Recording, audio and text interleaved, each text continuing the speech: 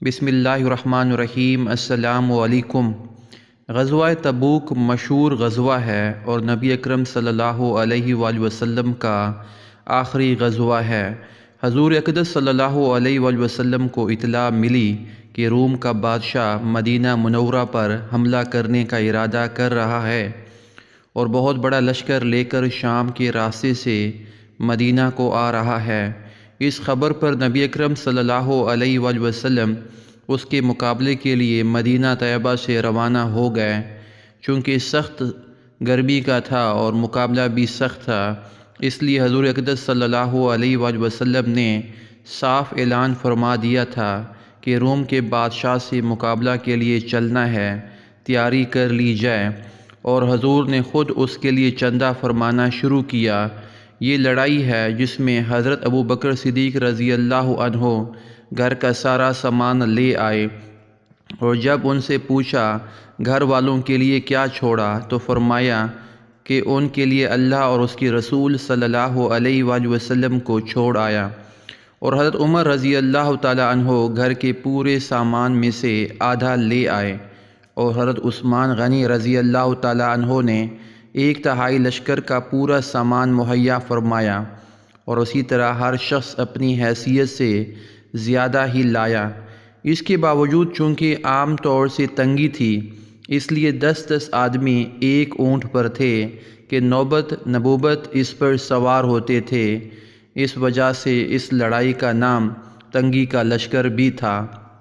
یہ لڑائی بہت ہی سخت تھی کہ سفر میں دور کا تھا، اور موسم بھی اس قدر سخت گرمی کی انتہا نہیں تھی، اور اس کے ساتھ ہی مدینہ طیبہ میں کھجور کے پکنے کا زمانہ زور پر تھا کہ سارے باغ بالکل پکے ہوئے کھڑے تھے، اور کھجوریں ہی پر مدینہ والوں کی زندگی کا زیادہ دار و مدار تھا۔ اس سال بھر کی روزی کے جمع کرنے کا گویا یہی زمانہ تھا۔ ان حالات میں یہ وقت مسلمانوں کے لیے نہایت سخت امتحان کا تھا کہ ادھر اللہ کا خوف، حضور کا ارشاد جس کی وجہ سے بغیر جائے نہ نبھتی تھی، اور دوسری جانب یہ ساری دقتیں کہ ہر دقت مستقل روک تھی، بالخصوص سال بھر کی محنت اور پکے پکائے درختوں کا یوں بے یار و مددگار چھوڑ جانا کتنا مشکل تھا۔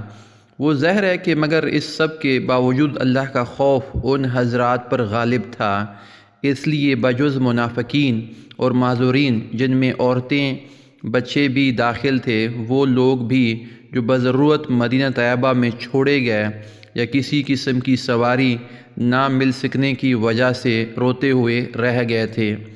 سبھی حضرات ہمرکاب تھے، البتہ 3 حضرات بلا عذر شریک نہیں تھے۔ راستہ میں قوم سمود کی بستی پر گزر ہوا تو حضور اقدس صلی اللہ علیہ وآلہ وسلم نے دامن سے اپنا چہرہ انور کو ڈھانک لیا اور اونٹنی کو تیز کر دیا، اور صحابہ کو بھی حکم فرمایا کہ یہاں سے تیز چلو اور ظالموں کی بستیوں میں سے روتے ہوئے گزرو، اور اس سے ڈرتے ہوئے گزرو کہ تم پر بھی خدا نخواستہ وہ عذاب کہیں نازل نہ ہو جائے جو ان پر نازل ہوا تھا۔ روزانہ واقعات سننے کے لیے اس چینل کو سبسکرائب کریں۔ جزاک اللہ خیرہ۔